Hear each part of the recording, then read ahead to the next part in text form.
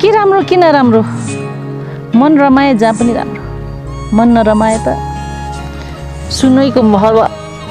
महलमा बसे पनि नि के भन्छ त्यो हाम्रो अम्बानीको बिल्डिङ अन्टलिया है के भन्छ त्यहाँ बस्ने मान्छे पनि सुखी छ जस्तो लाग्दैन मलाई कति डर र त्रासमा बाँच्नु परिरहेको छ है तर फेरि कोही जङ्गलमै बसेको छ गुफामै बस्दा पनि डर छैन मन आनन्दित छ यो सबै कुरा मन हो भन्ने कुरा अब मैले सिकेँ मेरो गुरुहरूबाट फुलको आँखामा फुलै संसार ताराको आँखामा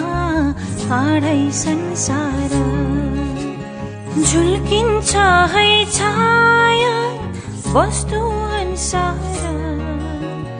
काँडाको आँखामा काँडै संसार